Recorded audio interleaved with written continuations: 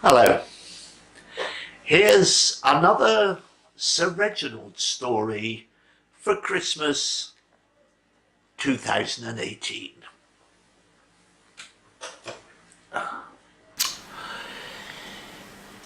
It is bitterly cold on the West Cliff tonight.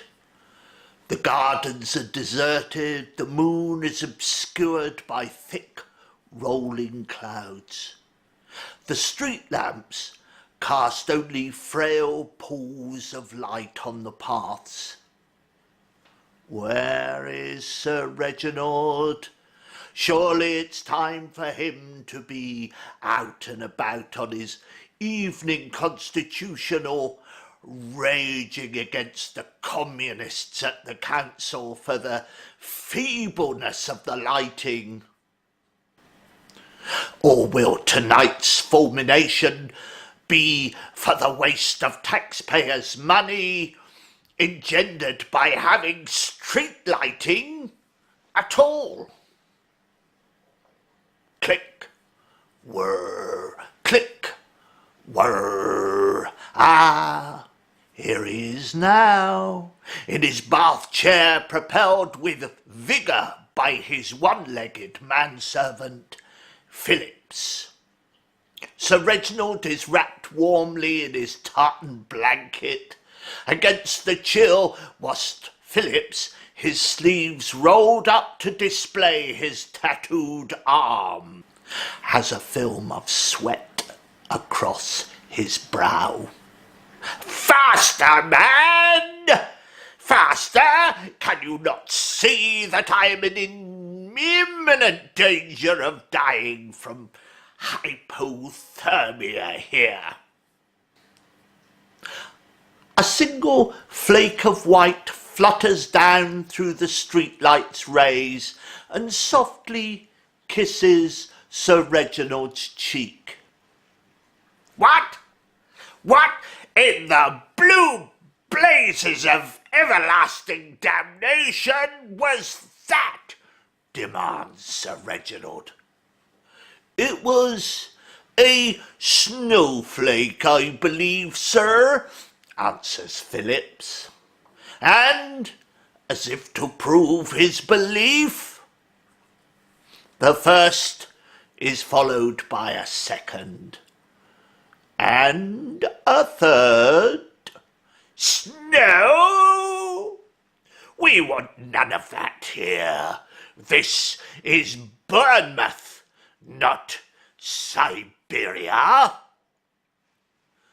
"Snow is a thing of great beauty."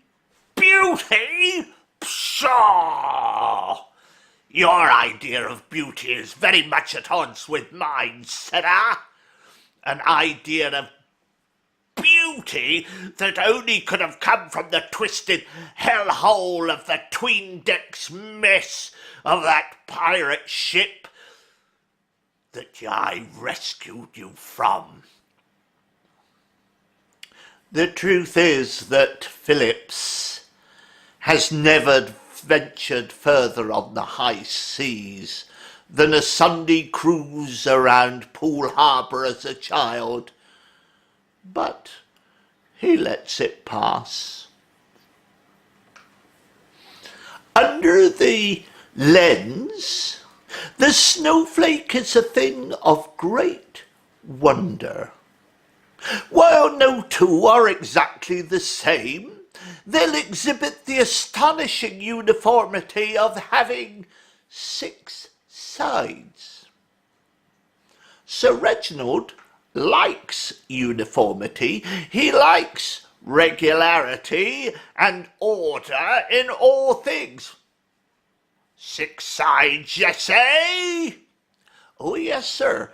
Every one of them, all different, but at the same time, all the same.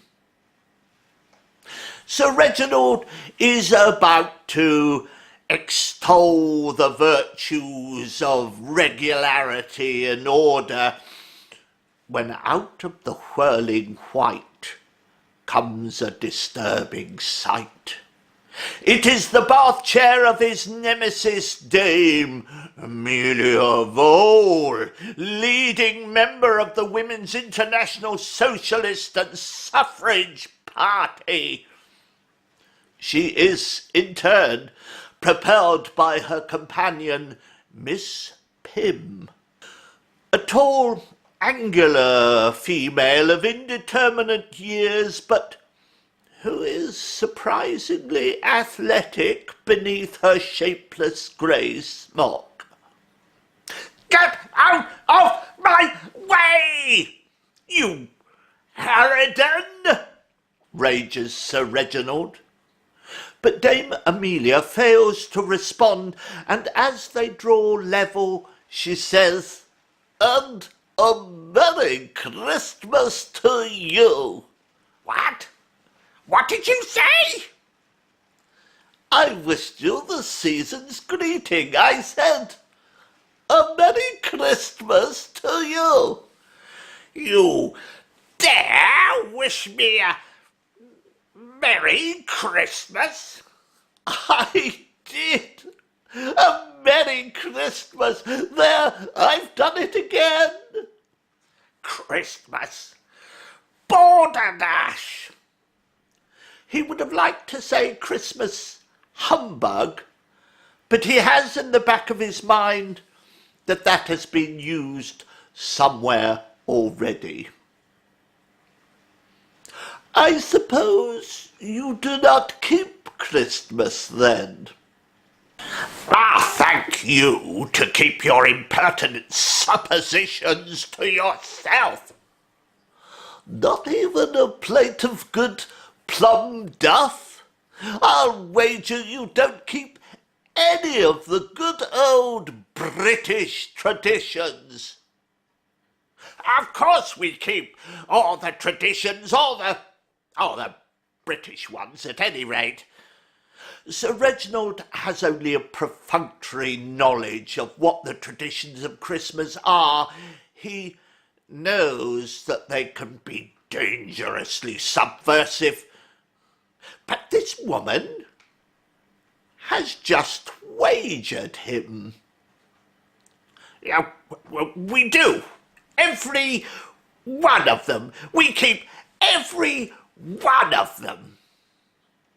Then he remembers with a lurch that one of the traditions is that of generals feeding dinner to their troops.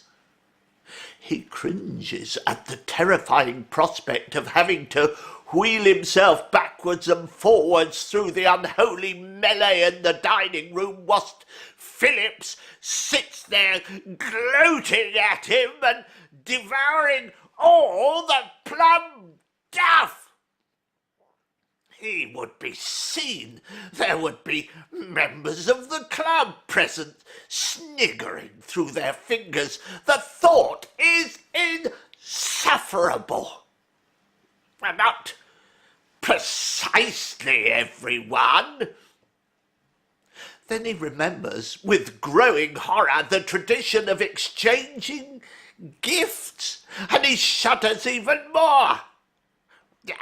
Times change. I'll wager you don't even decorate with holly. He brightens. Yes, holly, ha ha ha. He remembers that holly can be got from holly bushes and is free. We keep the holly tradition, of course. And his demeanour is so pathetic all of a sudden that Philip steps forward with his clasp knife at the ready. "If I may venture to say," interjects the one-legged manservant, "that is just what we are doing out here, collecting holly." And he swiftly removes a couple of low branches from an overhanging bush. "And mistletoe?" persists the old woman. "Yes, mistletoe, of course." But despite the growing certainty in his master's voice, this time Phillips can contribute nothing. "Mistletoe, Miss Pym!" barks the old woman, and the angular companion produces a bunch which she holds out over the heads of the warring pair. Dame Amelia leans forward and kisses Sir Reginald on the cheek. What? What? Madam, I will have you prosecuted for common assault! "Forward, Miss Pym!" chuckles the venerable dame, and the angular companion trundles her charge off into the swirling maelstrom of the snowstorm. And battery! Mumbles Sir Reginald. Assault and battery! You are my witness, Phillips. As the subdued pair return to Grand Marine Court, he churns with the damnable confusion that now besets him. Christmas, he hates Christmas. Vile old women that attempt lewd acts in public. Snowflakes at once regular and yet individual. A manservant, an ex-pirate with a dangerous-looking clasp knife who would gladly slit his throat as cheerfully as he gathered evergreens, and to whom tomorrow he would have to bring plates of plum duff. "Damn Christmas!" he ejaculates. "Damn and blast it to hell!" There is a pause as the two men survey the scene before going in. "I may not be having dinner tomorrow, sir." "No? No?" "I am on a diet." A diet, eh? There will be plum duff in the dining room, sir. You do enjoy that, sir? Yes, I do. There is a long pause. "It will not be necessary for you to serve at table in that case, sir." No, of course not. And with a small cough, almost lost in the blizzard, Thank you. "You will manage a small serving of plum duff, I'm sure, if I bring it to you." Silently, Sir Reginald watches the snow smoothing out the imperfections of the world and touches his cheek where it burns from the wind. "And if I may venture to wish you a Merry Christmas, sir," says Phillips, as though from a great distance. Yes. Yes, you may. And the same to you. Now get me out of this damn cold.